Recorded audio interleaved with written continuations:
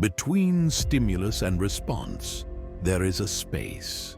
In that space lies our power to choose our response. In our response lies our growth and our freedom. Viktor Frankl. Every day we face countless decisions, some big, some small. Should I speak up in class? Should I text them back right away?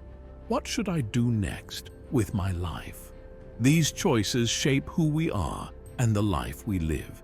But how often do we stop and honestly think before we act?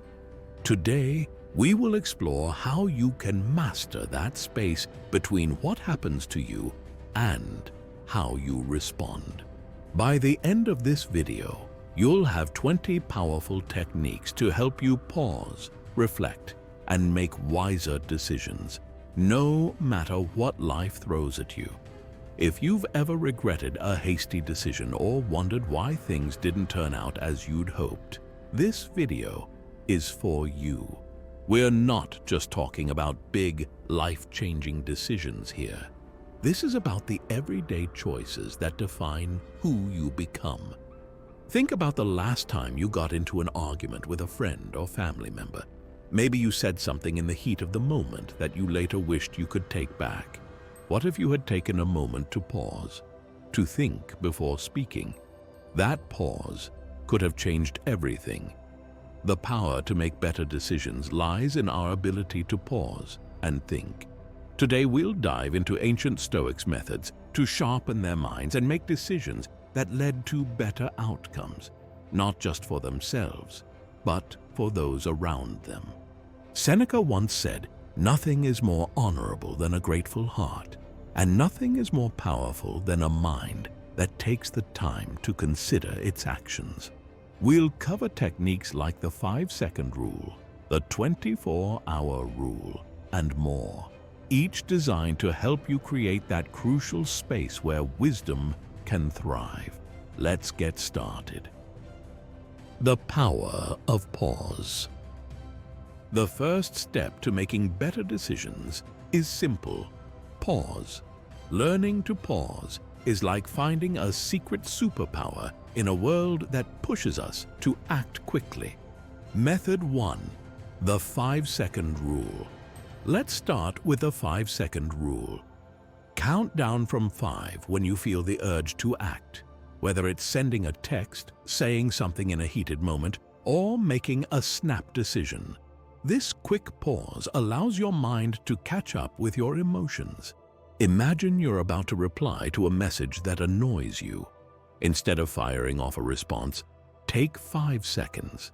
In that time, you'll often realize that your initial reaction isn't the best one. Remember what Marcus Aurelius said, "You have power over your mind, not outside events." Realize this, and you will find strength. The 5-second rule helps you take control of your mind before it controls you. Method 2. The 24-hour rule. For bigger decisions, there's the 24-hour rule. This technique is about waiting a full day before making a major decision. Whether it's deciding on a big purchase, choosing your next step in life, or resolving a conflict, giving yourself 24 hours allows emotions to settle and more precise thinking to emerge. Next time you're unsure about something big, hold off for a day. You'll often find that what seemed urgent now feels more manageable, and you'll have a better sense of the right choice. As the philosopher Epictetus said, "It's not what happens to you, but how you react to it that matters." Pausing before you act lets you choose your reaction wisely.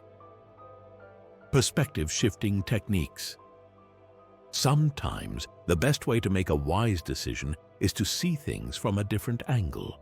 Changing your perspective can reveal options you didn't notice before.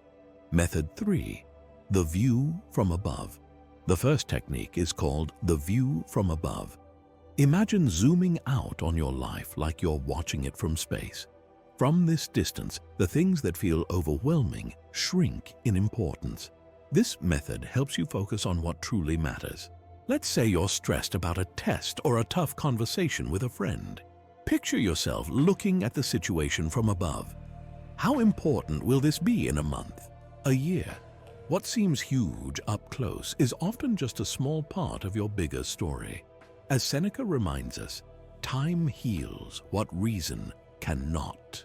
When you step back and view your problems from afar, you gain clarity and can make better choices. Method 4. The role reversal. Another technique is the role reversal. Simply put, it's about seeing the situation through someone else's eyes. Ask yourself how a friend, mentor, or stranger would see this. Next time you're stuck in a dilemma, think about what advice you would give someone else in your shoes. Or consider how someone you respect might approach the situation. This shift can reveal solutions you hadn't considered. As the philosopher Aristotle said, knowing yourself is the beginning of all wisdom. You can better understand your mind and choices by looking at your decisions from another's perspective. Emotional management. Emotions can cloud our judgment, leading to decisions we later regret. Learning to manage emotions is key to making wiser choices. Method 5. Name the emotion. Here, the first technique is to name the emotion you're feeling. When you're upset, anxious, or frustrated, pause and ask yourself, what am I feeling right now? Naming the emotion reduces its power over you. Think about a time you were angry, maybe after a disagreement. Instead of letting that anger drive your actions, pause and say to yourself, I'm angry. Acknowledging it helps you step back and respond more calmly. Epictetus wisely said, it's not what happens to you, but how you react to it that matters. Naming your emotions is the first step to controlling your reactions. Method 6. The Stoic's pause. The following technique is the Stoic's pause. Before responding to any situation, take a deep breath. This brief pause allows your rational mind to catch up with your emotions, giving you the clarity to choose your response wisely. Next time someone says something that triggers you, take a deep breath before you react. You'll find that in just those few seconds, you can prevent saying or doing something you might regret. Remember Marcus Aurelius's words, "You have power over your mind, not outside events." Realize this, and you will find strength. The Stoic's pause gives you that strength, helping you act with reason rather than emotion. Rational analysis. You need to balance your emotions with rational analysis to make wise decisions. This chapter introduces techniques to help you evaluate your choices with clarity and logic. Method 7. The pros and cons list. Start with a classic, the pros and cons list. Write down the benefits and drawbacks of each option. This simple tool helps you visualize your choices and weigh their potential outcomes. When you're deciding whether to take on a new project or make a big purchase, list the pros and cons. Seeing it all laid out makes it easier to see which option truly serves your goals and values. As Aristotle said, the more you know, the more you realize you don't know. A pros and cons list helps bridge that gap by clarifying your knowledge and uncertainties. Method 8. The worst case scenario. Another technique is considering the worst case scenario. Think about the worst possible outcome of your decision and how you would handle it. This reduces fear and helps you prepare for potential challenges. Before making a major decision, such as applying to a new college or moving to a new city, imagine the worst-case scenario. How would you cope with it? This perspective can make the actual decision seem less daunting. As Seneca said, the greatest obstacle to living is expectancy, which hangs upon tomorrow and loses today. By facing the worst-case scenario, you remove the fear of the unknown, allowing you to act confidently. Values and principles. Wise decisions are grounded in your core values and principles. This chapter will show you how to ensure your choices align with what truly matters to you. Method 9. The integrity check. Start by performing an integrity check. Ask yourself if the decision aligns with your personal values and principles. It might not be the right choice if it conflicts with your core beliefs. If you're considering whether to join a group or engage in an activity that doesn't align with your values, ask yourself, does this fit who I am and what I stand for? Ensuring alignment with your values prevents internal conflict and regret. As Mahatma Gandhi wisely said, the best way to find yourself is to lose yourself in the service of others. Ensuring your decisions align with your values helps you stay true to yourself. Method 10. The Would I Respect Myself test. Another useful method is the Would I Respect Myself test before making a decision. Consider whether you would be proud of your choice if it were to become public knowledge. This test ensures you act with integrity and self-respect. Imagine facing a choice that could benefit you personally but might not be ethical. Ask yourself if you would respect your decision if others knew about it. This perspective helps you choose actions that align with your self-respect and principles. As the philosopher Confucius said, the superior man is modest in his speech but exceeds in his actions. By making decisions that reflect your true self, you live in alignment with your principles and set an example for others. Seeking counsel. Sometimes wisdom comes from others. Seeking counsel from trusted individuals can provide new perspectives and help you make better decisions. Method 11. The mentor's advice. Start by consulting a mentor or someone you respect. They have experience and insight that can guide you through complex decisions. A mentor's advice often brings clarity and helps you avoid common pitfalls. If you're considering a major decision, like choosing a career path or handling a personal challenge, seek advice from someone who has been through similar situations. Their experience can offer valuable guidance and help you see the options more clearly. As Socrates famously said, the only true wisdom is in knowing you know nothing. Consulting a mentor allows you to tap into their knowledge and avoid making decisions based solely on your limited perspective. Method 12. The two heads are better than one approach. Another technique is the two heads are better than one approach.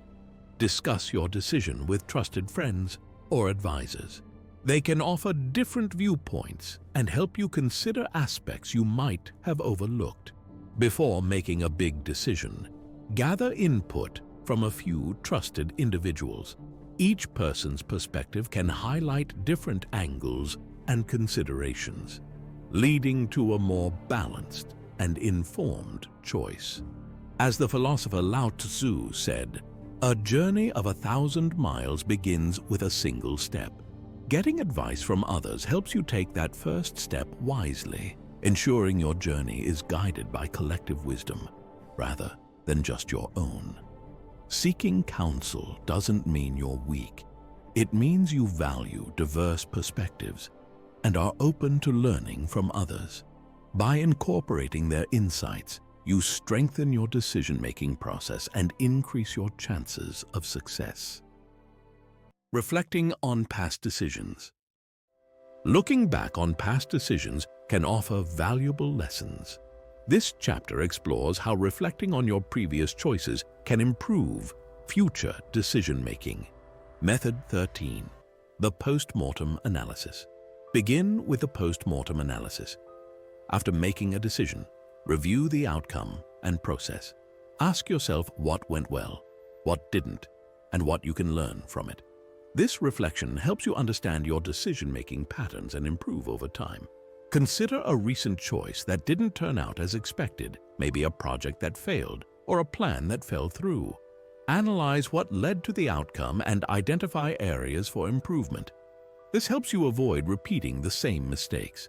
As John Dewey said, "We do not learn from experience. We learn from reflecting on experience."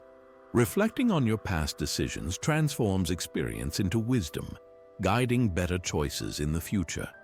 Method 14. The future self-reflection. Another technique is the future self-reflection. Imagine looking back at the decision you're about to make 5 years from now. Consider how you will feel about this choice in the long term and whether it aligns with your long-term goals. Before making a significant decision, think about how you'll view it from the perspective of your future self. Will you see it as a wise choice or wish you had acted differently? This perspective helps align your decisions with your long-term aspirations. As Lao Tzu wisely advised, the best time to plant a tree was 20 years ago. The second best time is now. Reflecting on past decisions helps you plant the seeds for a better future, ensuring you act wisely today. Reflecting on past decisions helps you learn from your experiences and make more informed choices. You create a path towards wiser decision-making by analyzing what worked and what didn't, and considering how your future self will view your decisions. Avoiding common biases. Biases and cognitive distortions often sway our decisions. This chapter will explore techniques to recognize and counteract these biases, leading to more objective and sound choices. Method 15. Identifying confirmation bias. Start by identifying confirmation bias. This bias leads us to favor information that supports our pre-existing beliefs and ignore contrary evidence. To counteract it, actively seek out opposing viewpoints and challenge your assumptions. If you're considering buying a new phone and only focus on reviews that praise it, you're falling into confirmation bias. Look for reviews highlighting potential downsides to get a balanced view before deciding. Albert Einstein noted, "The measure of intelligence is the ability to change." Recognizing and challenging your biases increases your ability to make informed and intelligent decisions. Method 16. The pre-mortem technique. Another effective technique is the pre-mortem technique. Imagine your decision has failed and work backwards to identify potential reasons why. This helps you foresee possible pitfalls and avoid them before they become problems. Before finalizing a major decision like choosing a college or investing in a new project, conduct a pre-mortem. List possible reasons for failure and devise strategies to address those issues. This proactive approach enhances your decision's likelihood of success. As the philosopher Nassim Nicholas Taleb said, the opposite of success is not failure, but instead being stuck in the same place. The pre-mortem technique helps you move forward with a more robust plan, avoiding stagnation due to overlooked risks. Method 17. The blind spot technique. Lastly, employ the blind spot technique. Blind spots are areas where our perception is limited or distorted.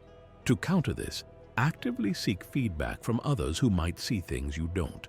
When making a significant choice, such as negotiating a contract or planning a big event, ask for feedback from diverse perspectives. Their insights can reveal hidden risks or opportunities you might have missed. As Socrates wisely said, the unexamined life is not worth living. Seeking feedback and identifying biases ensure your decisions are well examined, leading to better outcomes and personal growth. Avoiding common biases involves recognizing your cognitive distortions and actively seeking diverse perspectives. By identifying confirmation bias, using the pre-mortem technique, and addressing blind spots, you make decisions based on a more transparent and objective understanding.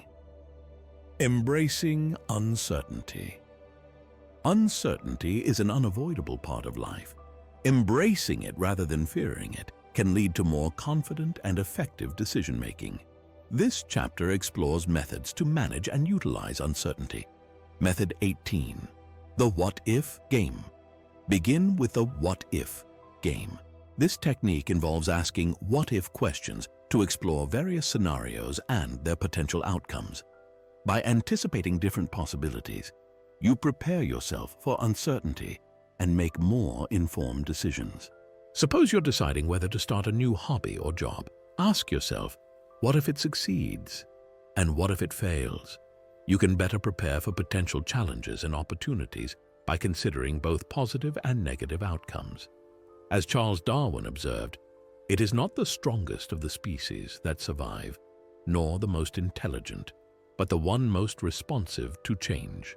Embracing uncertainty and preparing for various outcomes makes you more adaptable and resilient. Method 19. The best, worst, most likely analysis. Another valuable method is the best, worst, most likely analysis. Consider the best possible, worst possible, and most likely outcome for any decision. This helps you balance optimism with realism. When facing a significant decision, such as choosing a career path, moving to a new city, or choosing a life partner, analyze the best-case scenario, the worst-case scenario, and what's most likely to happen. This balanced view helps you prepare for various potential outcomes. As Rainer Maria Rilke said, "The only journey is the one within." Understanding and accepting uncertainty is a journey that enhances your inner resilience and decision-making skills. Method 20. The decision tree approach. Finally, use the decision tree approach. Create a visual map of your decision with different branches representing possible choices and their outcomes. This visual representation helps clarify the potential consequences and aids in making more structured decisions. To decide whether to pursue a new project, draw a decision tree with branches for each option and potential outcomes. This visual aid helps you systematically weigh the pros and cons, reducing uncertainty and enhancing clarity. As Heraclitus wisely noted, change is the only constant in life. By embracing uncertainty and using tools like the what-if game, best, worst, most likely analysis, and the decision tree approach, you make decisions that adapt to change and uncertainty effectively. Embracing uncertainty involves preparing for various scenarios and using structured methods to navigate the unknown. Techniques like the what-if game, best, worst, most likely, analysis, and the decision tree approach help you make informed decisions in the face of uncertainty. Mastering the art of wise decisions. It's crucial to employ techniques encompassing introspection and practical strategies to make wise decisions. We've explored methods for managing emotions, analyzing decisions rationally, aligning choices with personal values, seeking advice, reflecting on past decisions, avoiding biases, embracing uncertainty, and effectively implementing and reviewing decisions. Now, it's time for you to put these principles into action. Reflect on your recent decisions and identify areas where these techniques can be applied. Start small, perhaps by implementing an action plan for a current goal or using the what-if game to explore a new opportunity. As Winston Churchill wisely said, to improve is to change. To be perfect is to change often. Embrace the process of decision-making as an ongoing journey of growth and refinement. Each choice is a step towards greater wisdom and personal development. Remember, mastering the art of decision-making is a continuous process. Keep learning, stay open to new perspectives, and apply these techniques consistently. Your journey to making wiser decisions will enhance your life and inspire those around you. Thank you for joining me on this exploration of wise decision-making. I hope you found these methods valuable and that they empower you to approach your choices with greater confidence and clarity. Remember, every decision you make is a building block towards the life you aspire to create. If you found this video helpful, please like, subscribe, and share with others who might benefit from these insights. Drop your thoughts or questions in the comments. I'd love to hear how these techniques work for you. The secret to success is different from what you think. It's the exact opposite. You've been told that chasing happiness, avoiding pain, and controlling every aspect of your life is the path to greatness. But what if I told you that embracing discomfort, accepting what you can't control, and facing your mortality are the real keys to unlocking your potential? Welcome, fellow seekers of wisdom.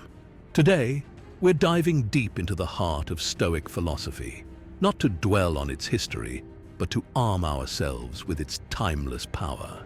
We're about to explore 12 Stoic secrets that will revolutionize how you approach life's challenges, how you define success, and, ultimately, how you become the best version of yourself.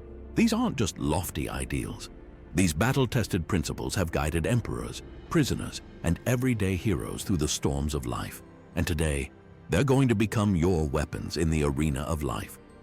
In the next 40 minutes, you'll learn how to turn obstacles into your greatest allies, why focusing on what you can't control is sabotaging your success, the counterintuitive practice that will make you more resilient than you ever thought possible, and 9 other powerful secrets that will transform your approach to life. But let me warn you, this isn't a feel-good, positive thinking seminar. This is a call to embrace life in raw, unpredictable glory. It's about forging an unbreakable will, cultivating unwavering peace, and living purposefully in a chaotic world. Are you ready to challenge everything you thought about success and happiness? Are you prepared to embrace a philosophy that demands your best, especially when life is at its worst? Then, let's begin our journey into the heart of Stoic wisdom. Brace yourself. Your life is about to change. Embrace the obstacle. Life isn't about avoiding problems. It's about running headfirst into them. You heard that right. The first Stoic secret to doing your best is to embrace the very things most people try to avoid: obstacles. Think about it. What's holding you back right now? A difficult boss? A need for more resources? Your self-doubt? Here's the truth. These aren't roadblocks. They're your path forward. When you face an obstacle, you have 3 choices. 1. You can let it stop you. 2. You can try to go around it. 3. Or you can smash right through it and come out stronger on the other side. Guess which one the Stoics chose? Every challenge you face is an opportunity to prove your mettle, grow, and become better than you were yesterday. It's not about what happens to you, it's about how you respond. So how do we put this into practice? First, change your language. That impossible deadline at work, it's now your opportunity to excel under pressure. That difficult conversation you've been avoiding, it's your chance to practice clear communication and emotional control. Second, ask yourself, what can I learn from this? Every obstacle contains a lesson. Your job is to find it. Third, take action immediately. The longer you wait, the more significant the obstacle seems. Break it down into small, manageable steps and start tackling them individually.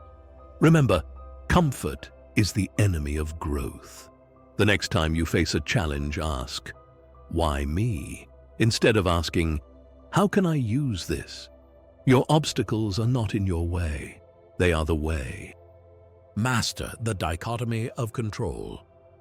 How much of your life do you control? If you're like most people, you probably think it's a lot. But I'm about to shatter that illusion and set you free in the process. Here's the hard truth. You control far less than you think, but what you do control is far more powerful than you realize. This is the dichotomy of control, and mastering it will transform your life.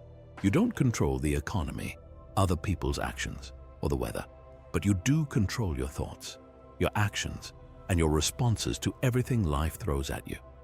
So why waste energy on things you can't change? Imagine the freedom of letting go of all that's beyond your control. Imagine channeling all that energy into what you can influence. That's the power of this Stoic secret.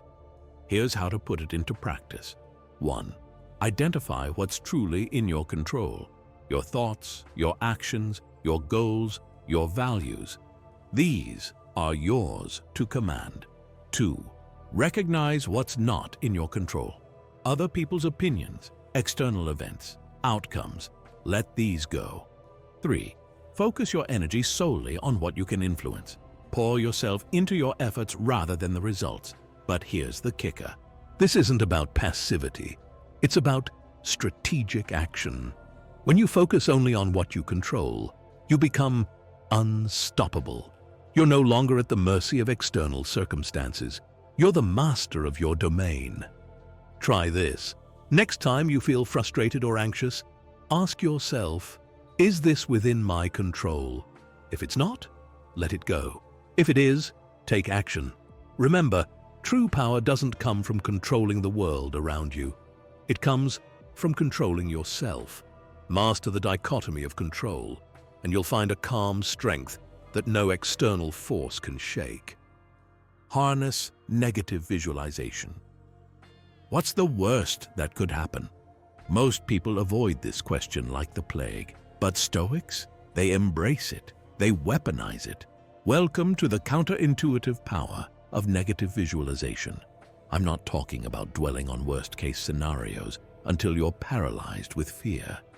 I'm talking about a strategic mental exercise that will make you more resilient, grateful, and prepared than ever. Here's how it works. Regularly imagine losing the things you value most: your job, your home, your health, even your loved ones. Sounds harsh, doesn't it? But here's the magic. When you visualize these losses, two powerful things happen. First, you become intensely grateful for what you have right now. Suddenly, that job you complained about becomes a blessing. That partner you took for granted becomes precious. Second, you become mentally prepared for challenges. When you've already imagined the worst, you're ready for anything.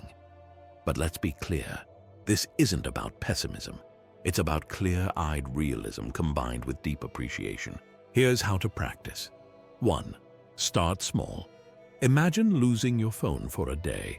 How would you adapt? 2. Gradually increase the stakes. Visualize larger setbacks or losses. 3. For each scenario, ask yourself, how would I cope? What resources do I have? 4. Always end by appreciating what you have right now. The key is balance. Do this exercise regularly, but don't let it consume you. The goal is preparation and gratitude, not anxiety. Remember, Stoics aren't pessimists expecting the worst. They're realists, ready for anything yet profoundly appreciative of the present. By facing your fears in your mind, you rob them of their power over you. You become unshakable. Forge unbreakable self-discipline. In a world of instant gratification and constant distraction, one skill sets the extraordinary apart from the ordinary: self-discipline. It's not flashy, it's not exciting, but it's the bedrock of every great achievement in history. And for Stoics, it's non-negotiable. Self-discipline isn't about punishing yourself. It's about freedom, true freedom. The freedom to choose your actions rather than being a slave to your impulses. It's about doing what needs to be done when it needs to be done, whether you feel like it or not. So, how do we forge this unbreakable will? Here's your action plan. 1. Start with small wins. Choose one habit, maybe waking up 30 minutes earlier or doing 10 push-ups daily. Stick to it religiously. 2. Embrace discomfort. Cold showers, fasting, or intense workouts. Deliberately seek challenging experiences. 3. Delay gratification. Before any pleasure, earn it through hard work or self-denial. 4. Keep your word, especially to yourself. If you say you'll do something, do it. No excuses. 5. Practice mindfulness. Be aware of your impulses without acting on them. This builds the muscle of self-control. Remember, you're forging your will whenever you choose discipline over ease. You're becoming unstoppable. But here's the real secret. The harder the choice, the greater the growth. When you're tired, discouraged, and every fiber of your being wants to quit, that's when holding the line matters most. That's when you truly become indomitable. Start small, but dream big. Imagine the person you could become with unwavering self-discipline. That person is within you, waiting to be unleashed. Your comfort zone is your enemy. Your will is your weapon. Forge it daily and watch as you become capable of achievements you never thought possible. Embody the 4 virtues. In a world obsessed with external success, the Stoics knew a profound truth. True greatness comes from within. Enter the 4 virtues: wisdom, justice, courage, and temperance. These aren't just lofty ideals. They're your blueprint for excellence in every aspect of life. Let's break them down and turn them into action. 1. Wisdom. It's not about knowing everything. It's about pursuing knowledge relentlessly and applying it judiciously. Action step. Learn something new every day. Then ask yourself, how can I use this to make better decisions? 2. Justice. This isn't just about law and order. It's about fairness, integrity, and doing right by others. Action step. Before each decision, ask yourself, is this fair? Am I treating others as I'd want to be treated? 3. Courage. Forget Hollywood heroics. True courage is doing what's right, even when it's hard. Action step. Identify one thing you've been avoiding out of fear. Now, face it head on. 4. Temperance. Moderation is your superpower in a world of excess. Action step. Choose one area of your life where you tend to overindulge. Set clear limits and stick to them. These virtues aren't separate. They work in harmony. Wisdom guides your actions. Justice ensures they're fair. Courage gives you the strength to follow through. Temperance keeps you balanced. Imagine facing every situation armed with these 4 virtues.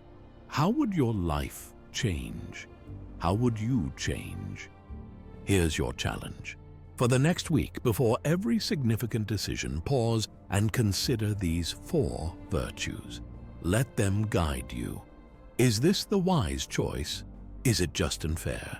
Does it require courage? Is it balanced and moderate? You'll stumble, you'll fall short. That's okay. The goal isn't perfection, it's progress. Remember, living with virtue is a radical act in a world that often celebrates the wrong things. It's a declaration that you value inner excellence over external validation. By embodying these virtues, you're not just improving yourself, you're elevating everyone around you. You're becoming a beacon of what's possible. Live with impermanence. Everything changes. Everything ends. These aren't just philosophical musings. They're the bedrock of Stoic wisdom and your key to unshakable peace. In a world obsessed with permanence, leaving legacies and making marks, the Stoics offer a radical alternative. Embrace impermanence. But don't mistake this for pessimism. This isn't about giving up. It's about liberation. When you genuinely accept that nothing lasts forever, not your possessions, not your status, not even your life, you unlock a profound power, the power to fully engage with the present moment. Imagine living without the fear of loss. Imagine appreciating everything as if it were already gone. Imagine facing change, not with resistance, but with curiosity and adaptability. This is living with impermanence. Here's how to put this into practice. 1. Practice the last time meditation. As you go about your day, ask yourself, what if this were the last time I did this? The last time you hugged a loved one. The last time you saw a sunset. Feel the poignancy. Feel the appreciation. 2. Regularly let go of something. Start small. Maybe a piece of clothing you've been holding on to. Work your way up to bigger things. Train your mind to accept loss gracefully. 3. Celebrate endings as much as beginnings. When something ends, a job, a relationship, a phase of life, honor it. Reflect on what it taught you. Be grateful for the experience. 4. Embrace change proactively. Instead of waiting for change to happen, initiate positive changes in your life. This puts you in harmony with the flow of existence. Remember, accepting impermanence doesn't mean you stop caring. It means you care more deeply and authentically and are free from the illusion of forever. Your ability to adapt, let go, and flow with change becomes your superpower in a world of constant flux. By living with impermanence, you're not just preparing for loss. You're enriching every moment of your life. You're freeing yourself from the tyranny of attachment and fear. Cultivate mindful presence. Listen up. In a world of constant distraction, your most powerful weapon is your attention. But here's the brutal truth. Most of us are terrible at wielding it.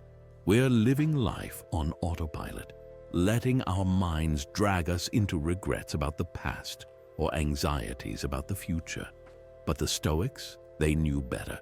They understood that true power lies in the present moment. This isn't some new age fluff. This is about mental toughness. It's about showing up fully in your life every single day. Here's how you cultivate a mindful presence like a Stoic. 1. Practice the sunrise meditation. Every morning, before you do anything else, take 60 seconds to focus solely on your breath. Feel each inhale and exhale. This isn't about relaxation, but sharpening your mind for the battles ahead. 2. Use trigger points. Choose 3 everyday actions, maybe opening a door, turning on a faucet, or sitting down. Every time you do these, snap yourself into full awareness. Feel the doorknob's texture, hear the water's sound, sense your body's weight. These become your anchors to the present. 3. Embrace the 5-4-3-2-1 technique. When you feel your mind drifting, name 5 things you can see, 4 things you can touch, 3 things you can hear, 2 things you can smell, and 1 thing you can taste. This isn't just grounding. It's training your mind to engage fully with reality. Ask yourself, how much of your life are you missing because you're lost in thought? How many opportunities are slipping by because you're not fully present? Look, I get it. Staying present is challenging. Your mind will wander. You'll get lost in your thoughts. That's okay.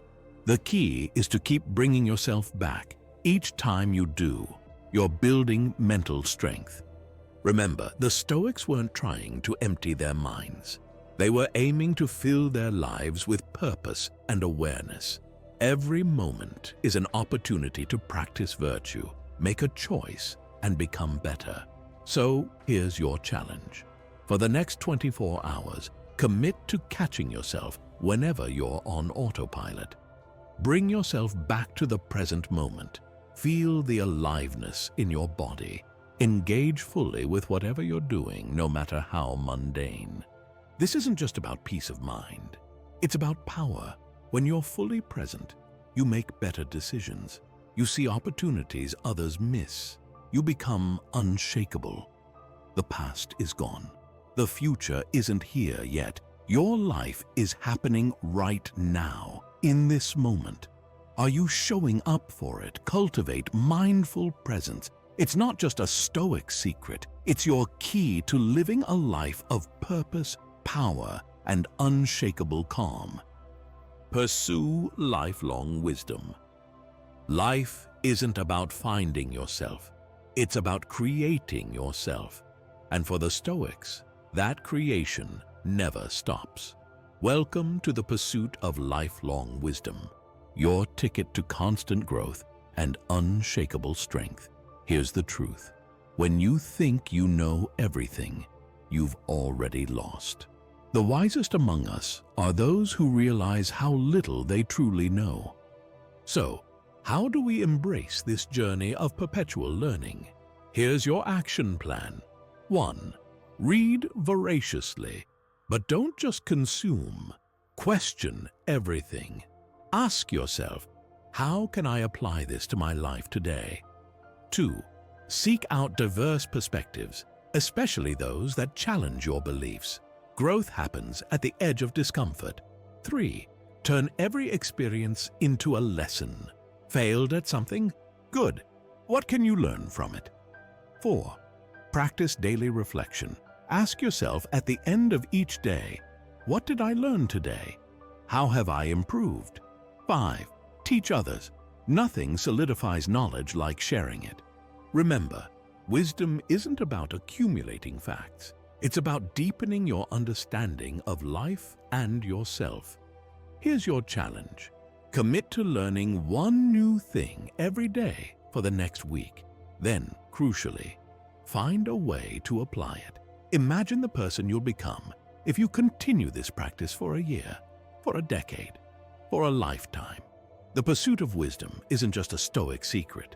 It's your path to becoming the best version of yourself. Your education isn't over. It's only just beginning. Are you ready to commit to lifelong learning? Own your actions completely. Brace yourself. We're about to shatter one of the most comforting illusions in your life, the idea that your circumstances control your destiny. The Stoics had a radical idea. You are responsible for everything in your life. Everything. Now, I know what you're thinking. But what about things beyond my control? Here's the kicker. While you can't control external events, you always control your response to them. This isn't about blame. It's about power. When you take full ownership of your actions, you become unstoppable. Here's how to put this into practice. 1. Eliminate have to from your vocabulary. Replace it with choose to. You don't have to go to work. You choose to because you value the consequences. 2. Stop blaming others. When something goes wrong, ask yourself, what could I have done differently? 3. Focus on your sphere of influence. What can you change right now? 4. Embrace discomfort. Choosing the hard right over the easy wrong builds character. 5. Take pride in your choices. Own them completely, good or bad. Remember, this isn't about being hard on yourself. It's about recognizing your power to shape your life, your challenge. For the next 24 hours, catch yourself whenever you make an excuse or blame something external. Then, reframe it. How could you take ownership? Imagine living without excuses. Imagine the confidence of knowing that no matter what happens, you can handle it. This isn't just a Stoic secret. It's your declaration of independence from victimhood. Are you ready to take full ownership of your life? Practice deep gratitude. In a world obsessed with more, the Stoics found power in appreciation. But we're not talking about superficial thankfulness here. We're diving into deep, life-changing gratitude. Here's the truth. Gratitude isn't just a feel-good exercise. It's a weapon against dissatisfaction, a tool for resilience, and a path to genuine contentment. But how do we cultivate this profound appreciation? Here's your Stoic gratitude playbook. 1. Practice negative visualization. Regularly imagine losing what you value most. Then, open your eyes to the reality where you still have it. Feel that? That's deep gratitude. 2. Find the opportunity in adversity.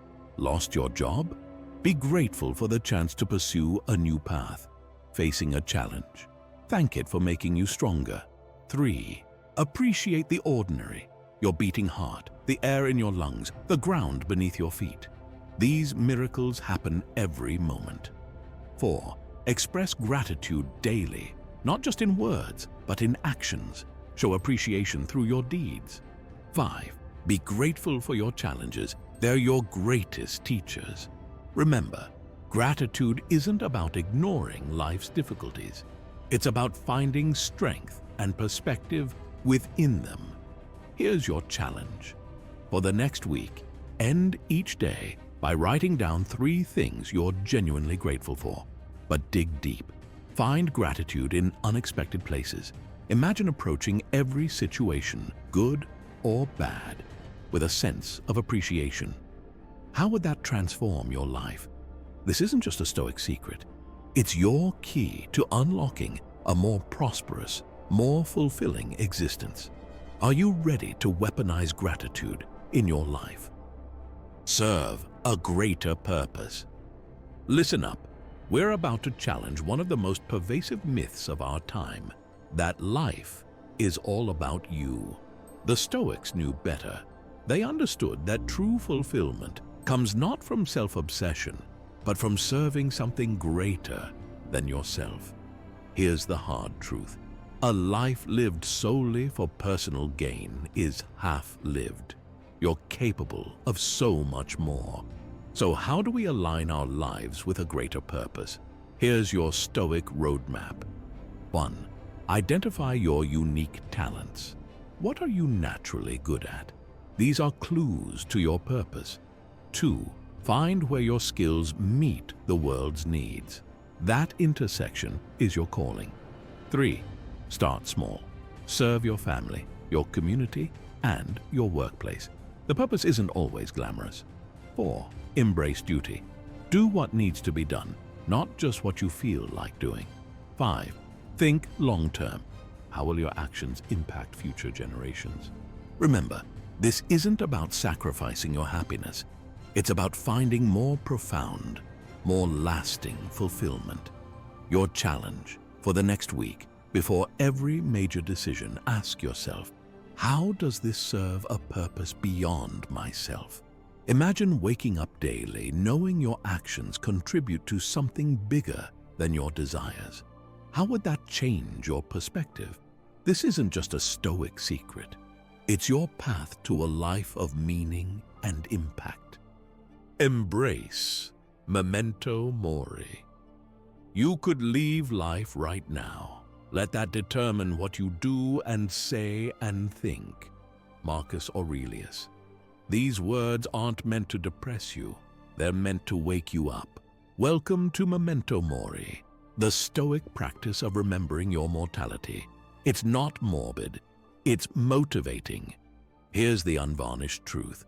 You will die. Maybe today, maybe in 50 years. But it's coming. And that knowledge is your greatest ally in living fully. So, how do we use death awareness as a tool for living? Here's your Stoic strategy. 1. Start each day by acknowledging it could be your last. How does that change your priorities? 2. Use death as a decision-making tool. Would you still do this if you knew you'd die tomorrow? 3. Regularly visualize your funeral. What would you want people to say about you? Now, live that way. 4. Appreciate the finite nature of everything. Each moment is precious because it will never come again. 5.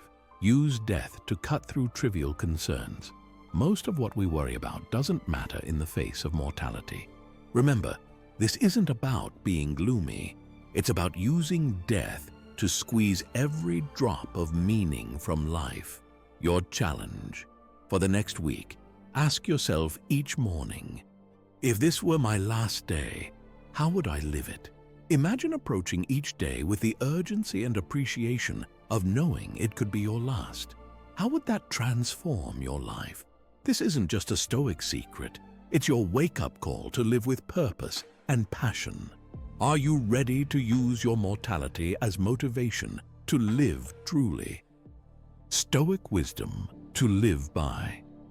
Before we wrap up, let's arm ourselves with some powerful Stoic quotes. These aren't just words, they're weapons against life's challenges. Keep these close. 1. You have power over your mind, not outside events. Realize this, and you will find strength. Marcus Aurelius. Remember, your thoughts are yours to command when life feels out of control. 2. He who fears death will never do anything worthy of a living man. Seneca.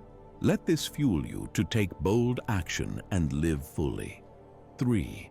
It's not what happens to you, but how you react to it that matters. Epictetus, your response is your superpower. Use it wisely. 4. You could leave life right now. Let that determine what you do and say and think. Marcus Aurelius. Let this remind you to make every moment count. 5. Waste no more time arguing about what a good man should be. Be one. Marcus Aurelius. Action beats philosophy. Start living these principles now. Tattoo these on your mind. Let them guide you when the path gets tough. This is the wisdom that has guided great men and women for centuries. Now it's your turn to put it into practice. Final thoughts. Your Stoic journey begins now. We've reached the end of our exploration, but this is just the beginning of your journey. The Stoic secrets we've discussed aren't just philosophical ideas. They're practical tools for living a life of purpose, resilience, and true fulfillment. But knowledge without action is useless. So here's what I want you to do right now. 1.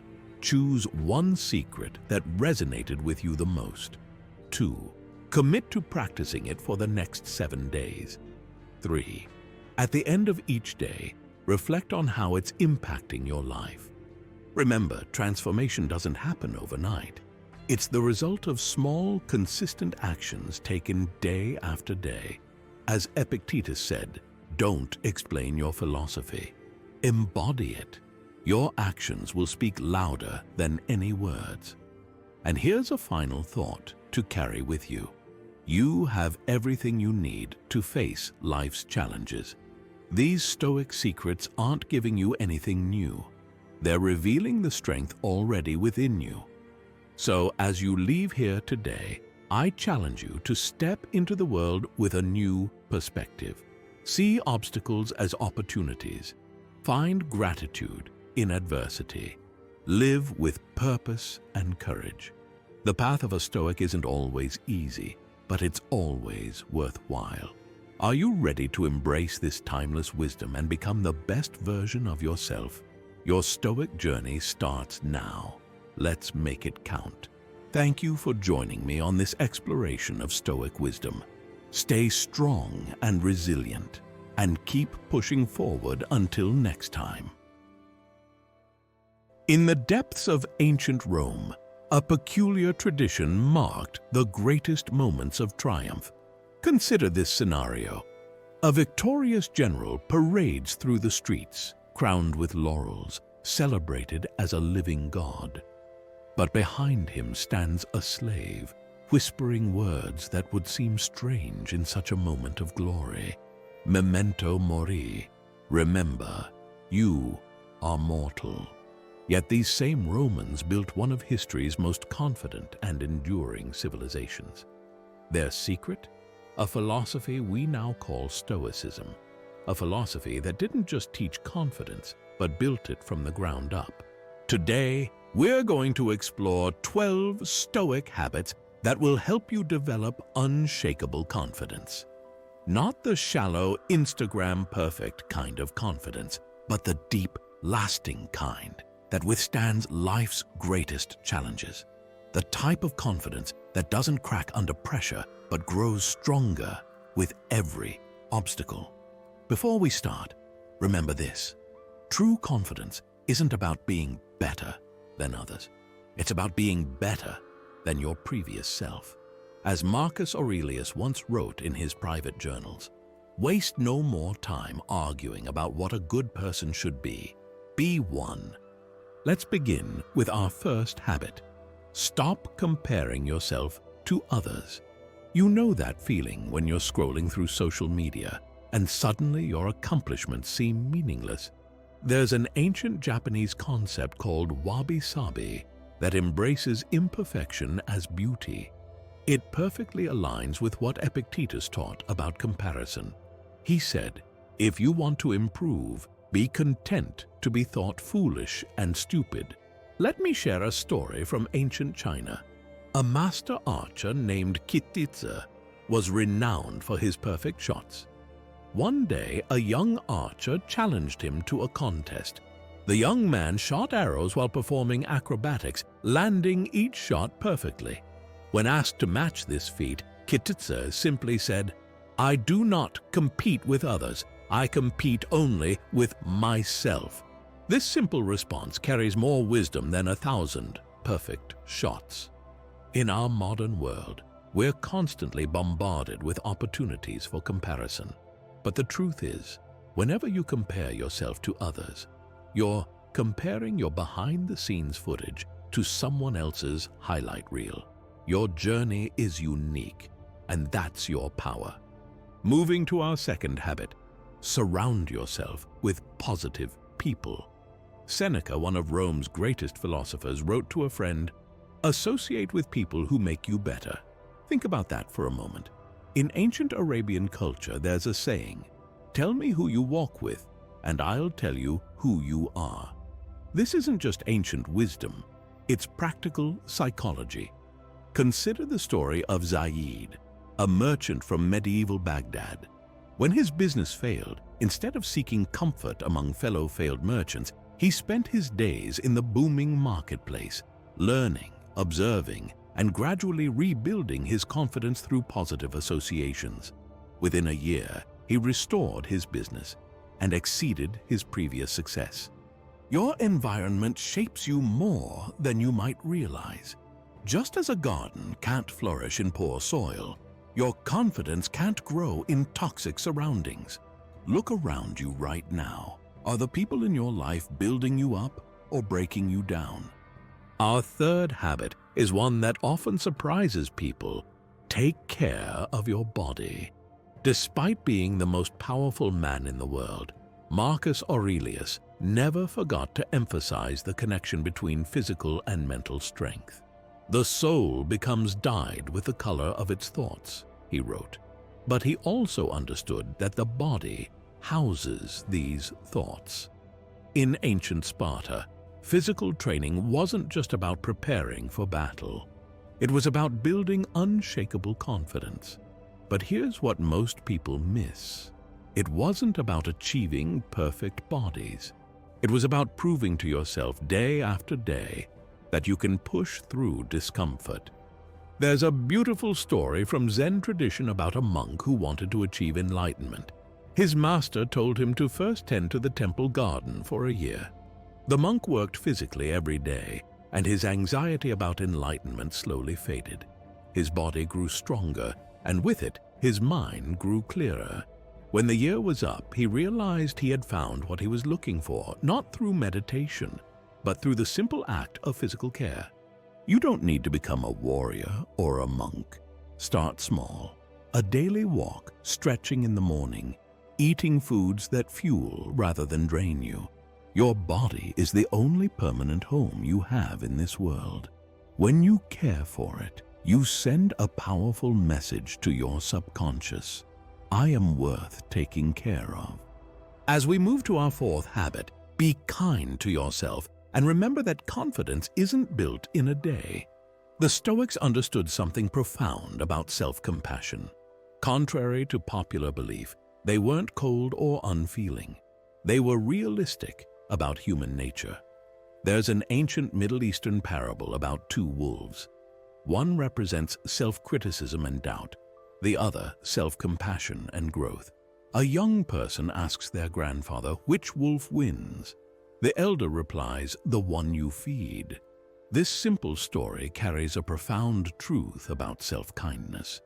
Think of confidence like a garden. You can't scold a flower into blooming. You nurture it, give it what it needs, and trust it. When you make a mistake, and you will, we all do, treat yourself like you would a dear friend. Would you call them worthless? Would you define them by their failures? Of course not. Extending this same kindness to yourself isn't weakness, it's wisdom. And now pause for a moment. Think about how you've spoken to yourself today. Were you a harsh critic or a supportive friend? Remember, every moment is a chance to choose to feed the right wolf again. Our fifth habit builds naturally from self-kindness. Practice positive self-talk. When Marcus Aurelius wrote, "Very little is needed to make a happy life. It is all within yourself, in your way of thinking," he wasn't just sharing philosophy. He was revealing a timeless truth about human psychology. Let me share a story from ancient Egypt. There was a scribe named Amenemhat who was tasked with recording the pharaoh's great deeds. Before touching his tools, he would recite each day, "My hands are skilled, my mind is sharp, my work serves the ages." This wasn't mere vanity, it was programming. His work became so precise and beautiful that examples still survive today, over 3,000 years later. Think of your mind as an ancient garden. Every thought is a seed. What are you planting? When you wake up, do you immediately think of all the ways you might fail today? Or do you, like Amenemhat, remind yourself of your capabilities? The words you whisper to yourself are more powerful than others. In feudal Japan, samurai warriors practiced something called kuji-kiri, a ritual of 9 positive affirmations combined with hand gestures. Before facing any challenge, they would remind themselves of their strength, wisdom, and connection to something greater than themselves. Their confidence didn't come from their swords, but from their minds. Here's a practical technique. Every time you face a mirror today, pause for 3 seconds and give yourself one genuine compliment, not about your appearance, but about your character, your efforts, and your growth. It might feel strange at first. Most powerful medicines do. Moving to our 6th habit, face your fears. The Stoic philosopher Seneca said something remarkable about fear. We suffer more often in imagination than in reality. This brings to mind an ancient Persian tale about a merchant who saw death in the marketplace of Baghdad. Terrified, he fled to Samarra. Later, death spoke to his friend. "I was surprised to see your friend in Baghdad, for I have an appointment with him tomorrow in Samarra." The moral? Often running from our fears leads us straight to them. Consider the story of Zheng Tian, a Chinese diplomat from the Han Dynasty. Sent on a mission to unknown lands, he was captured, imprisoned, and escaped, only to return to those same dangerous territories voluntarily. Why? Because he understood that confidence isn't the absence of fear, it's the triumph over it. His journeys eventually opened the Silk Road, changing the course of human history. The Stoics practiced something called premeditation of evils, deliberately visualizing their fears. But they understood the crucial part. You don't face your fears to eliminate them. You face them to prove to yourself that you can handle them. Start small. Afraid of public speaking? Start by voicing your opinion in a small group. Afraid of failure? Take on a project where failure won't devastate you. Remember, courage isn't about being fearless. It's about being afraid and moving forward anyway. As an ancient Arabic proverb states, fear is a companion that walks beside the brave. Our 7th habit might surprise you. Do things you're good at. You might think, isn't that just hiding in my comfort zone? But there's profound wisdom here. The Greek philosopher Aristotle spoke of eudaimonia, human flourishing that comes from exercising our natural excellences. Let me share a story from Nordic tradition. There was a young Viking who spent years trying to master the sword. Because all his friends were swordsmen, he failed constantly, his confidence eroding with each defeat. One day he picked up a bow and everything changed. His natural archery talent made him a warrior and a legend. The moral? Sometimes confidence comes not from forcing yourself into a mold, but from recognizing and embracing your natural strengths. Think of confidence like a fire. Yes, you need to challenge yourself with new fuel, but you also need an intense core flame. That core comes from doing what you're naturally good at. The Japanese concept of ikigai teaches us to find the intersection of what we're good at, what we love, what the world needs, and what can sustain us. When you regularly engage in activities that showcase your strengths, you build what psychologists call a success bank, a reservoir of positive experiences you can draw from when facing new challenges. A master calligrapher in ancient China didn't start each day questioning his ability to write. He knew he could write beautifully. This gave him the confidence to tackle other challenges. Here's what you can do. Make a list of 5 things you're naturally good at.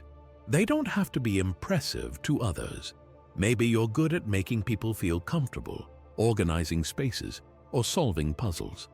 Do at least one of these things each day. It's not about proving anything to anyone else. It's about reminding yourself of your innate capabilities. Remember what Epictetus said. First, say to yourself what you would be, then do what you have to do. When you regularly engage with your strengths, you're not just doing, you're becoming. You're building a foundation of confidence based on real evidence of your capabilities. Think of it like an ancient temple. You're laying another stone in its foundation every time you exercise strength. Over time, these stones create something unshakable. Not because there are no weaknesses, but because the foundation is strong enough to support growth in any direction. Let's explore our 8th habit. Learn to accept criticism gracefully. A young artist in ancient Persia who brought his work to a master calligrapher. The master looked at it and said, "This is poor work." Most would have been crushed, but this artist asked, "Where can I improve?" 20 years later, his name was Mir Emad, and his works now grace the world's finest museums. The difference wasn't in the criticism he received, but in how he received it. Epictetus taught us something profound about criticism. He said, "If someone tells you that you know nothing and you are not disturbed, then you have made the first step toward wisdom." Think about that. The power isn't in the words thrown at you, but in your response to them. It's like the ancient Chinese martial art of Tai Chi. Instead of blocking force, you learn to redirect it. There's a beautiful story from medieval Japan about a tea master named Senno Rikyu. A samurai, offended by Rikyu's critique of his tea ceremony, challenged him to a duel. Rikyu accepted but asked to perform one last tea ceremony. During the ceremony, he performed each movement with such grace and mastery that the samurai watching realized the critique had been a gift, not an insult. He bowed and withdrew his challenge. When someone criticizes you, pause for 3 breaths. In the first breath, acknowledge the emotional sting. In the second breath, ask yourself, "Is there something here I can learn?" In the third breath, remember that criticism often says more about the giver than the receiver. This simple practice can transform criticism from a confidence destroyer to a confidence builder. Moving to our 9th habit, set realistic goals. The Stoics understood something crucial about human psychology. We need progress to feel confident, but that progress must be achievable. Marcus Aurelius wrote in his journals, "Progress is not achieved by luck or accident, but by working on yourself daily." Let me share an ancient tale from the African kingdom of Mali. A griot, a storyteller, named Jabari, wanted to memorize all the stories of his people, thousands of them. His teacher gave him wise advice. Don't try to swallow the ocean. Start with a cup of water each day. Jabari began learning one story each morning. 10 years later, he became one of the most celebrated griots in Mali's history. His confidence came not from the magnitude of his achievement, but from the consistent attainment of small, realistic goals. Think of confidence as building a pyramid.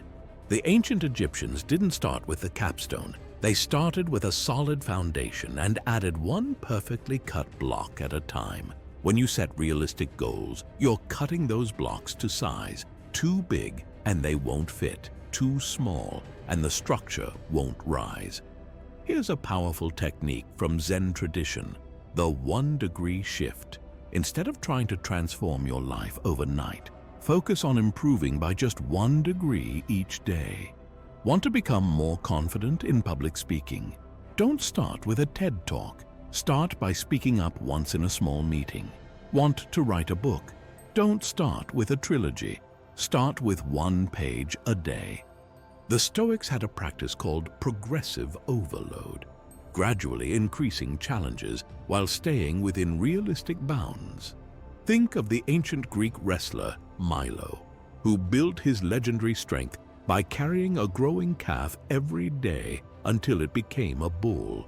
His weight increased gradually, and his body adapted naturally. Our 10th habit takes us deeper.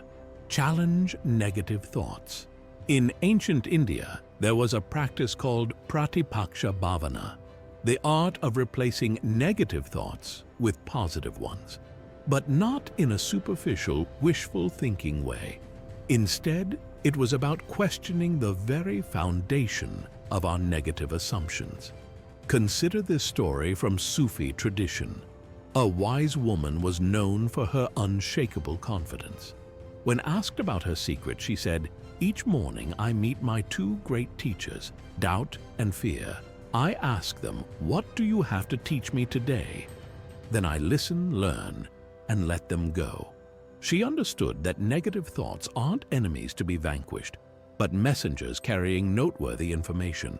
The Stoic philosopher Epictetus taught that it's not events that disturb us, but our judgments about them. Imagine you're giving a presentation and someone yawns. The negative thought says, "I'm boring everyone."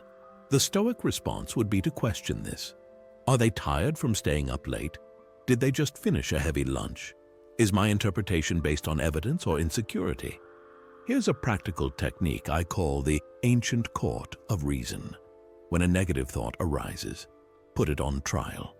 What's the evidence for this thought? What's the evidence against it? If a friend were in my situation, what would I tell them? What would Marcus Aurelius say about this?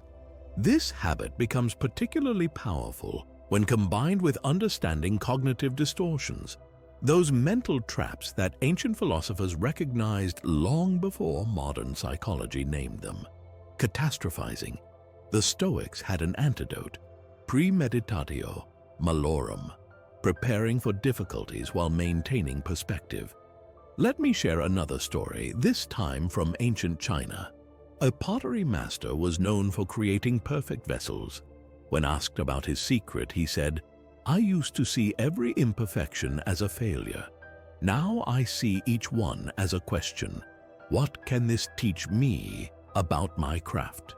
His confidence came not from eliminating negative thoughts, but from transforming them into tools for growth.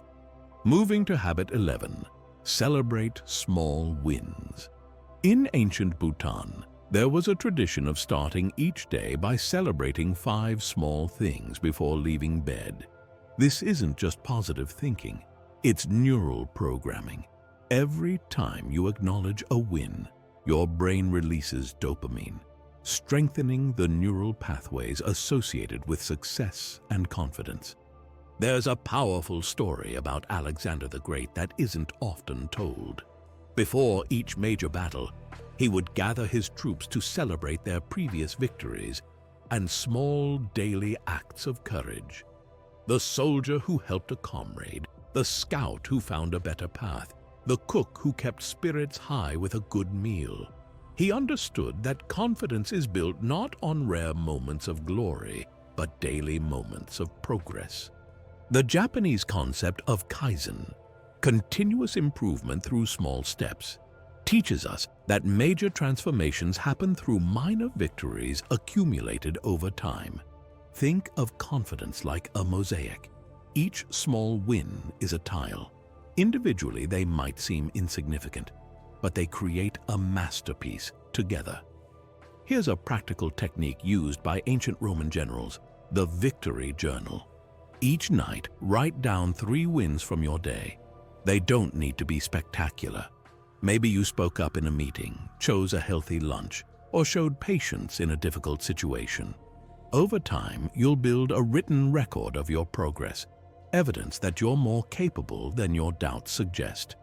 Remember, the oak that stands confidently against the storm didn't grow overnight.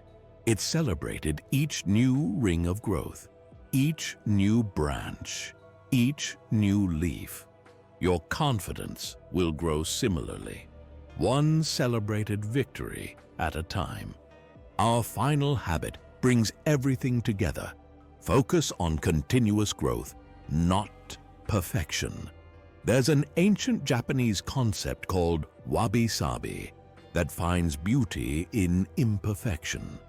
A master potter named Tanaka once created a bowl with a slight asymmetry. Instead of discarding it, he highlighted the imperfection with gold, creating something more valuable than a perfect bowl could ever be.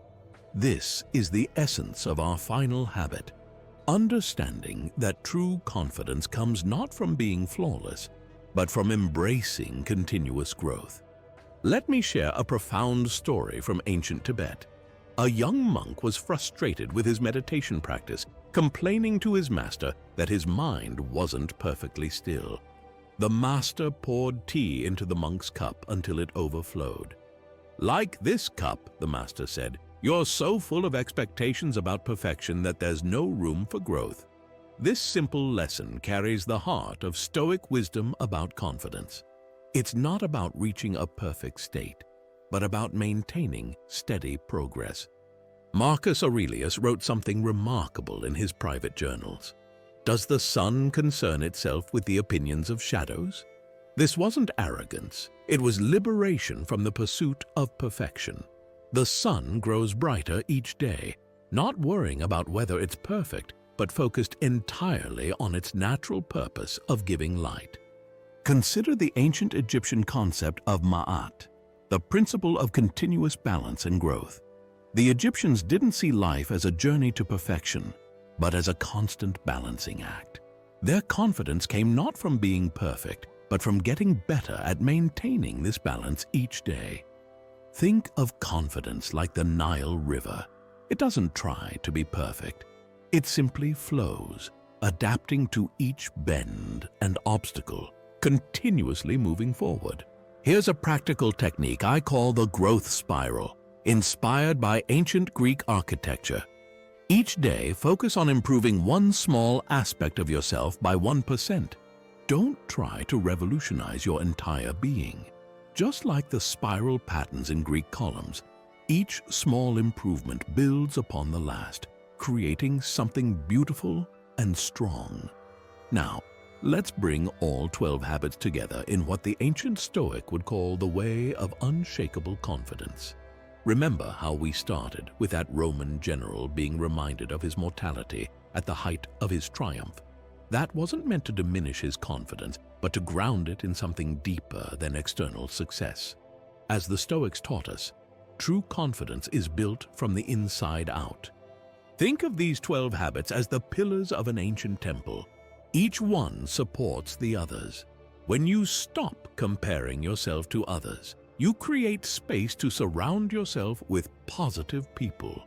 When you take care of your body, you have more energy to face your fears. When you celebrate small wins, you build the resilience to accept criticism gracefully. Let me share one final story from the Arabian Nights. There was a merchant who spent his life searching for a magical gem that would give him unshakable confidence. He traveled the world, facing dangers and hardships, only to return home years later without finding it. But when he arrived, his friends hardly recognized him. The journey had transformed him into someone of remarkable confidence and wisdom. The search itself had created what he was looking for.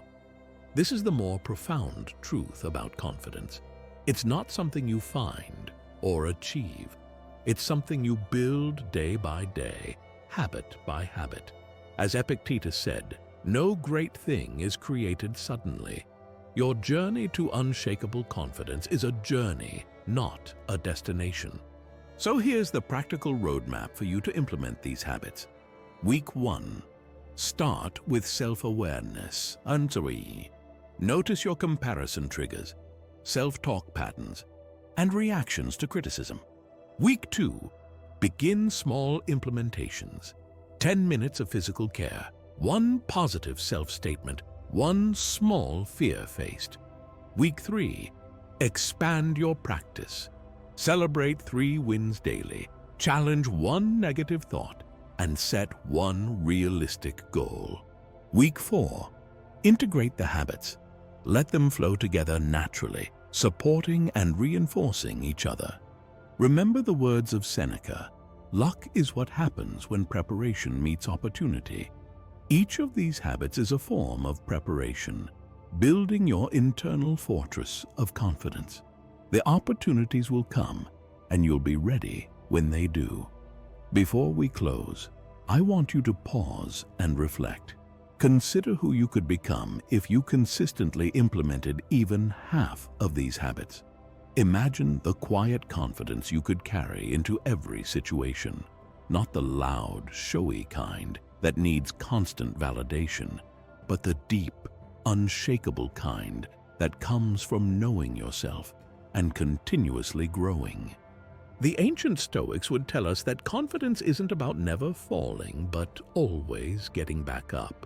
It's not about having all the answers. It's about being comfortable with the questions. It's not about being perfect. It's about being persistently better. As you move forward from this video, remember, you don't need to implement all 12 habits at once. Start with one that resonates most strongly with you. Let it take root. Then add another and another.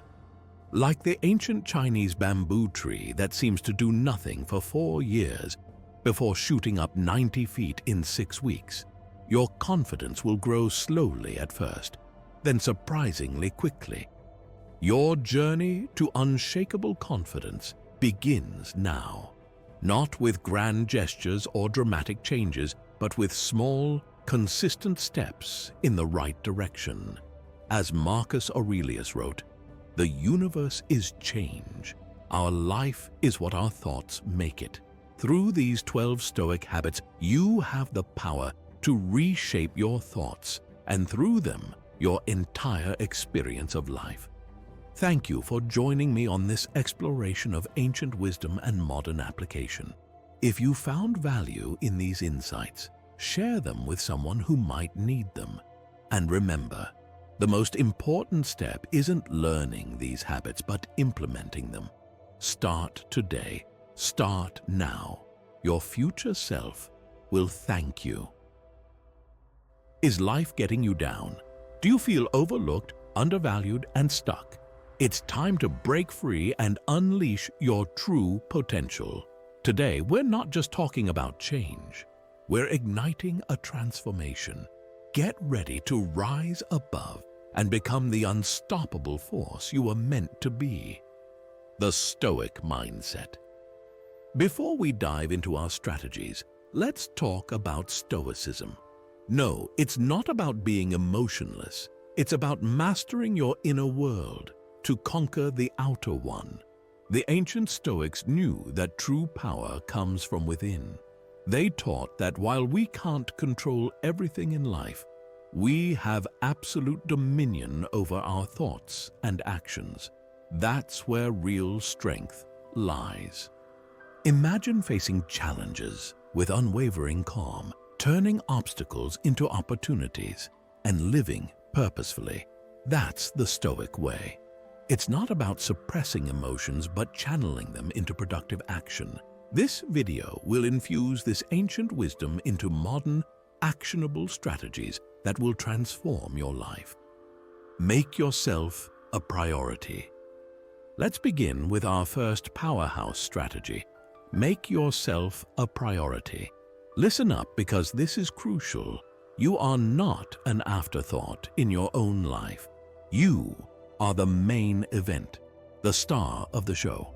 It's time to start acting like it. Making yourself a priority isn't selfish.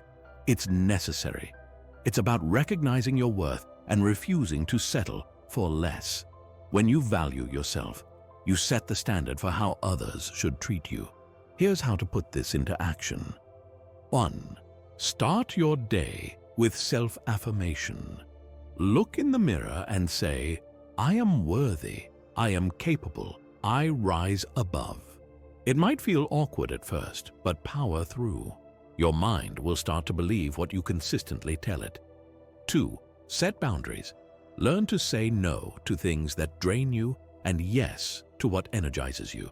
Your time and energy are precious. Invest them wisely. 3. Invest in your growth. Whether reading, learning a new skill, or pursuing a passion project, prioritize activities that improve you. 4. Practice self-care without guilt. Rest, exercise, and eat well. Treat your body as your vehicle through life, like a high-performance machine. You might be thinking, isn't this all a bit self-centered?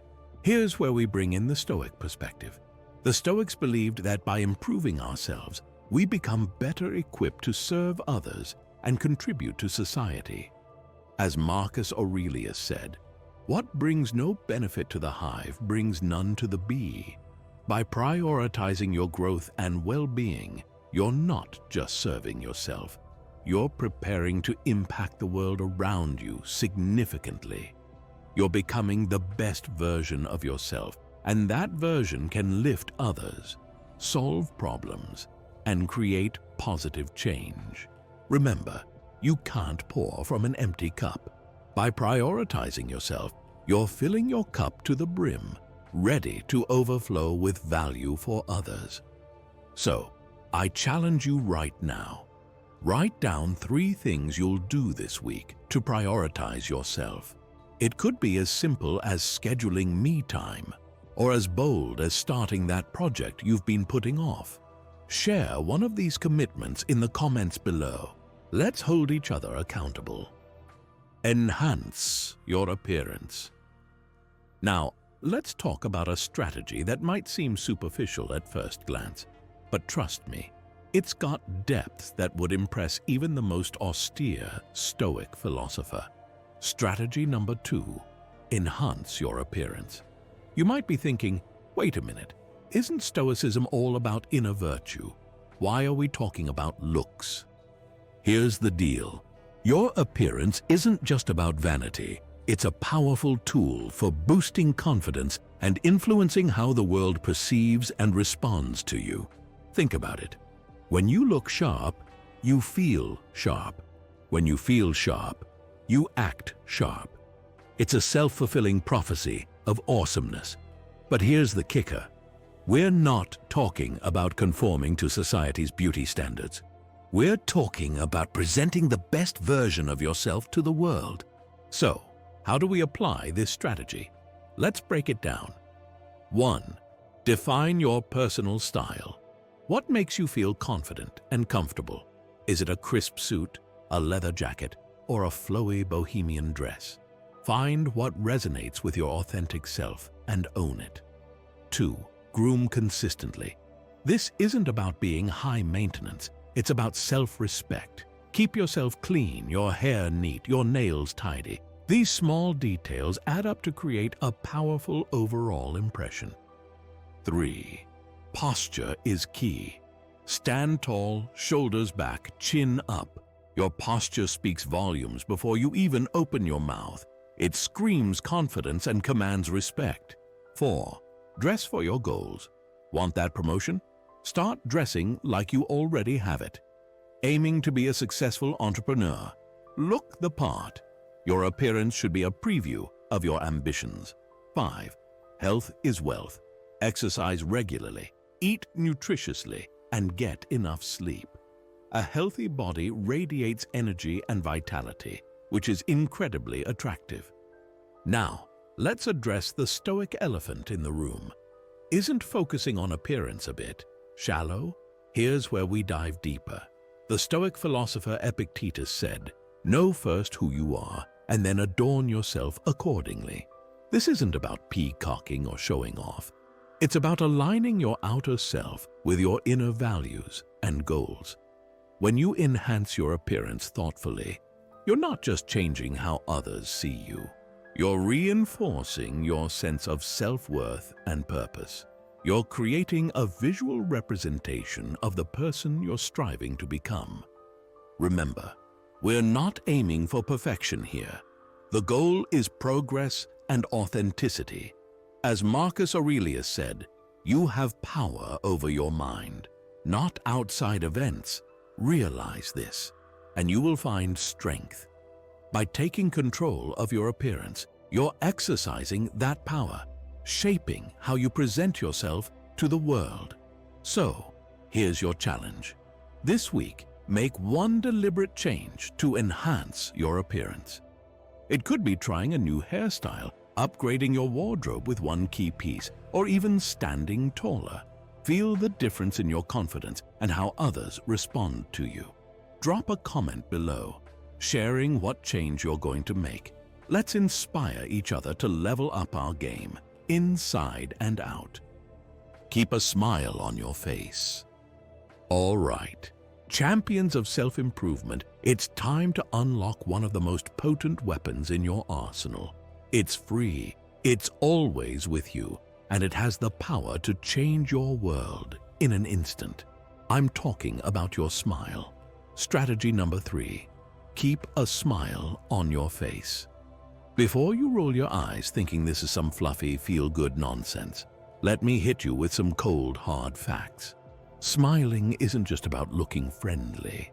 It's a psychological and physiological game changer.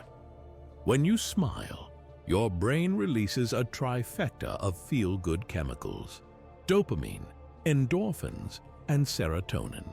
It's like a natural high that boosts your mood, lowers stress, and strengthens your immune system. But here's where it gets really interesting. This works even if you fake it. That's right. Even a forced smile can trick your brain into feeling better. But we're not just talking about feeling good. A smile is a social superpower. It makes you more approachable, more trustworthy, and more likable. A genuine smile can open doors that remain closed in business, relationships, and life. So, how do we harness this power? Let's break it down. 1. Start your day with a smile. Before you even get out of bed, put a smile on your face.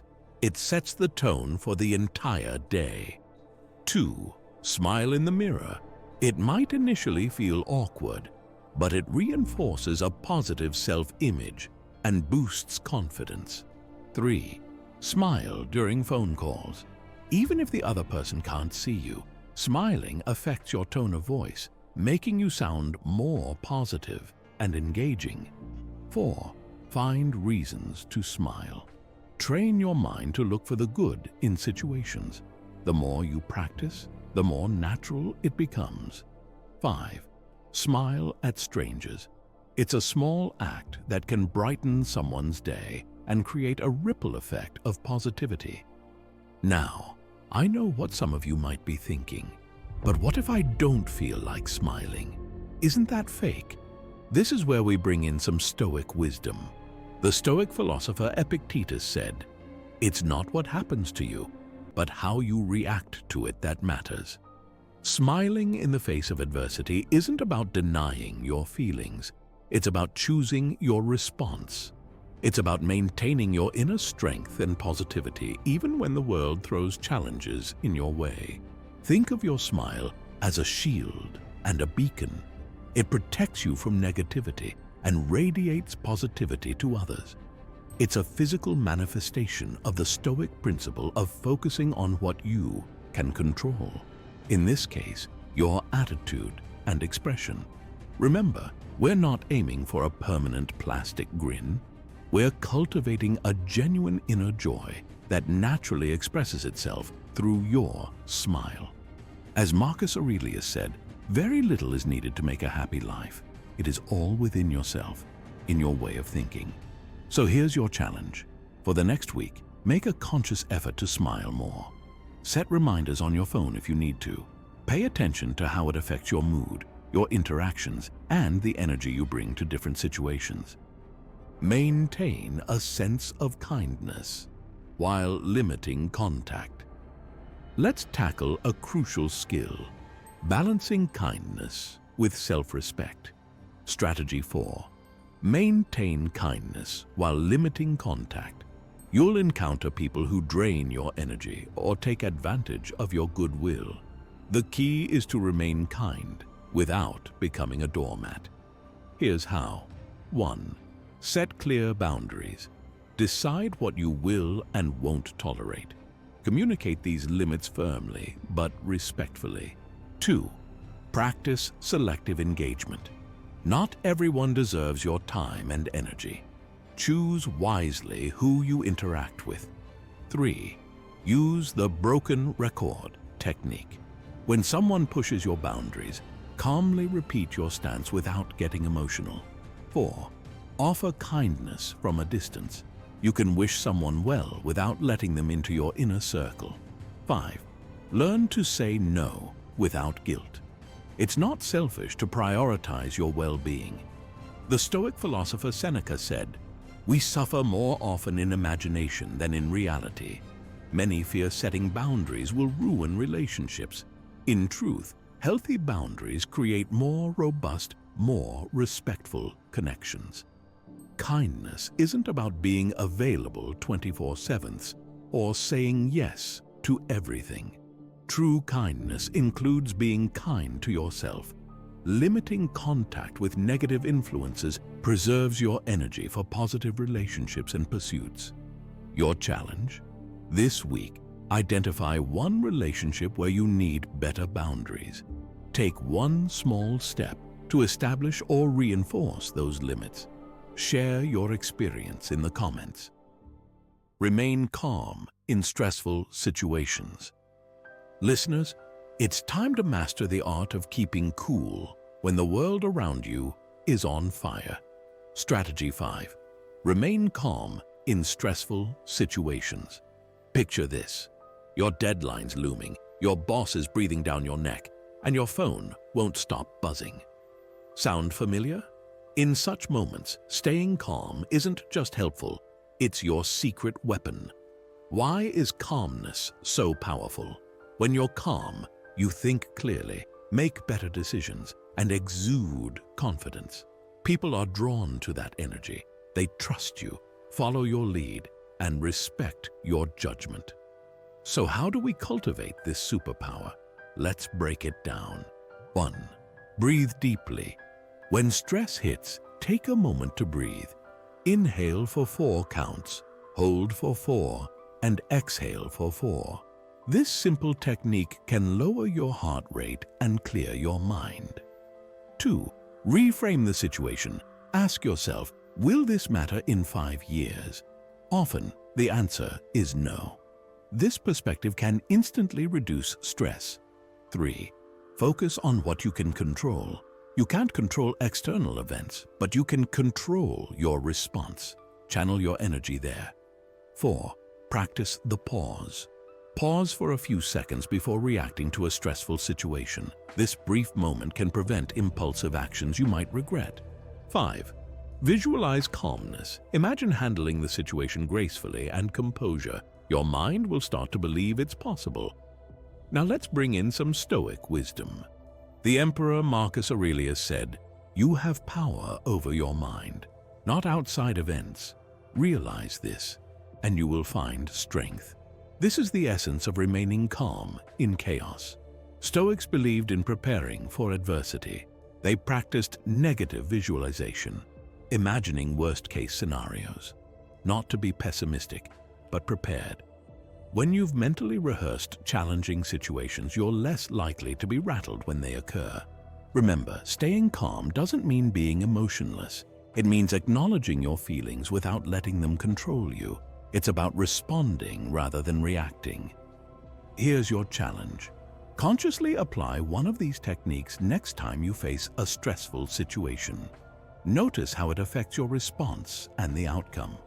Share your experience in the comments. Your story might inspire someone else to find their calm in the storm. Set your course. Listen up, trailblazers, because it's time to grab the wheel of your life and steer it in your chosen direction. Strategy 6. Set your own course. In a world that's constantly telling you who to be, what to do, and how to live, choosing your own path is an act of rebellion. It's about living on your terms, not someone else's blueprint. But here's the thing. Forging your path isn't just about doing whatever you want. It's about aligning your actions with your deepest values and aspirations. It's about becoming the architect of your destiny. So, how do we put this into action? Let's break it down. 1. Define your values. What truly matters to you? Is it creativity, freedom, security, or something else? Identifying your core values gives you a compass for decision-making. 2. Set authentic goals. Don't chase someone else's definition of success. What does success look like to you? Set goals that resonate with your values and aspirations. 3. Embrace discomfort. Charting your course often means leaving the familiar behind. Get comfortable with being uncomfortable. That's where growth happens. 4. Learn continuously.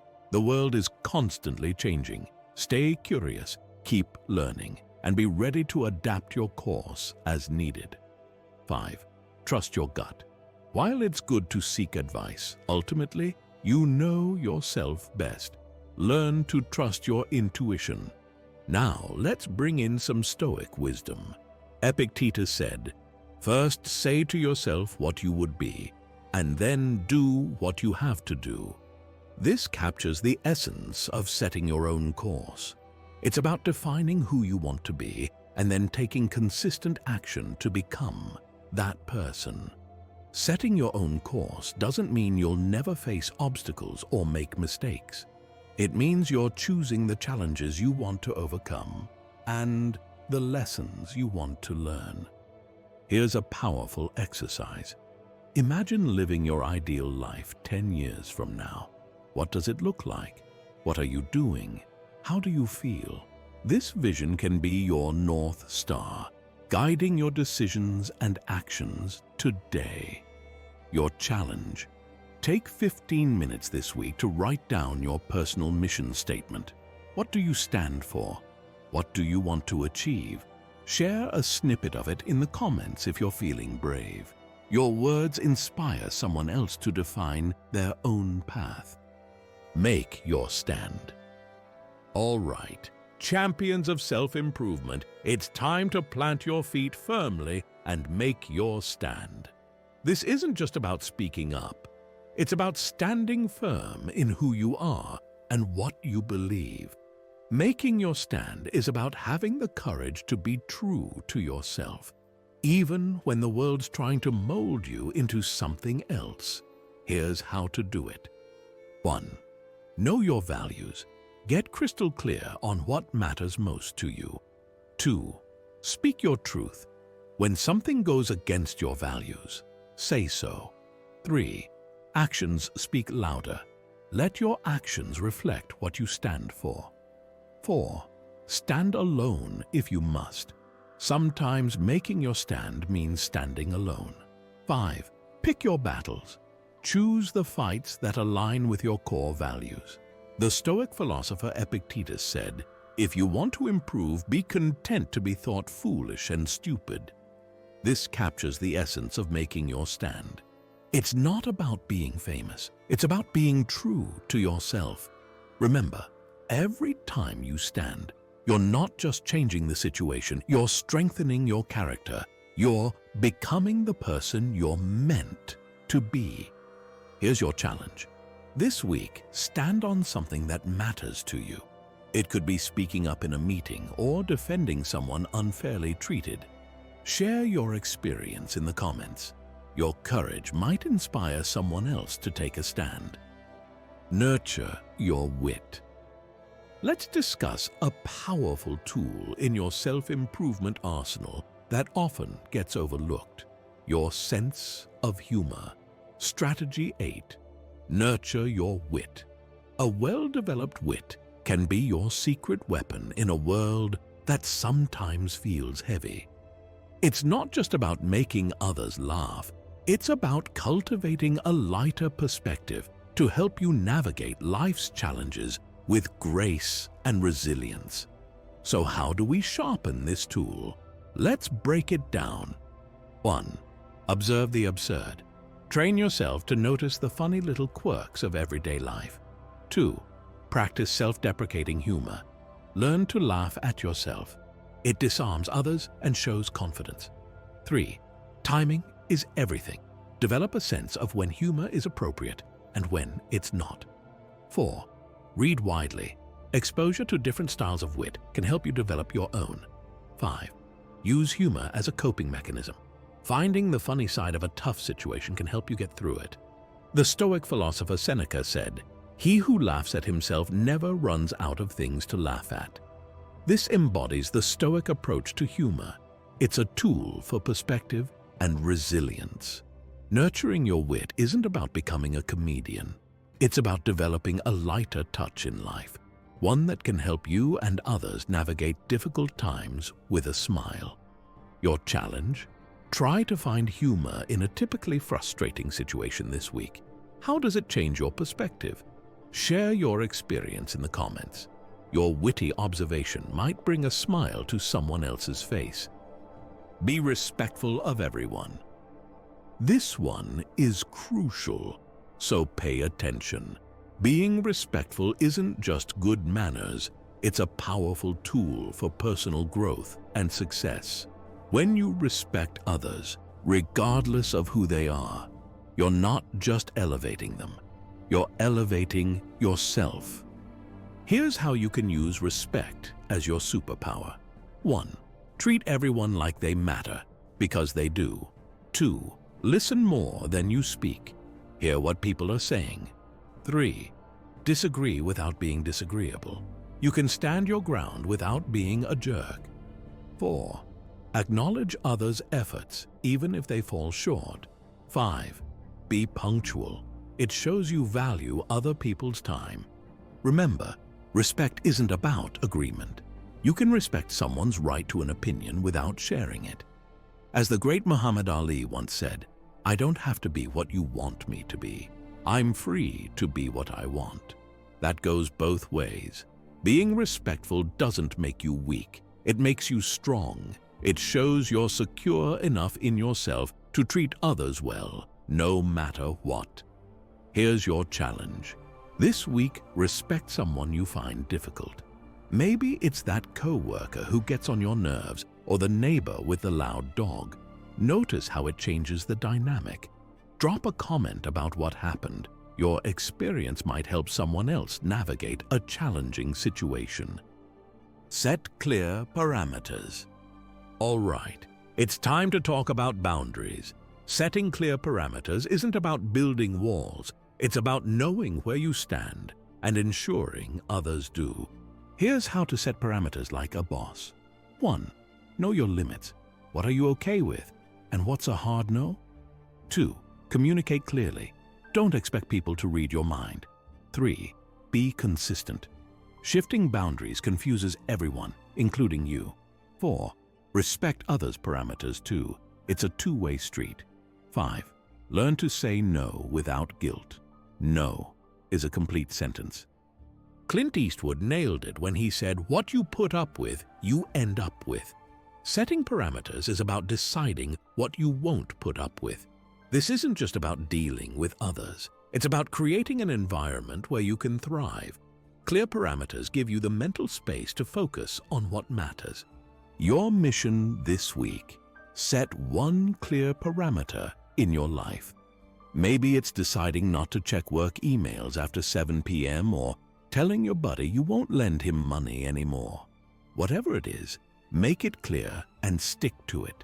Share your parameter in the comments. You might inspire someone else to make a positive change in their life. Remember, setting parameters isn't selfish. It's self-respect. And when you respect yourself, others will follow suit.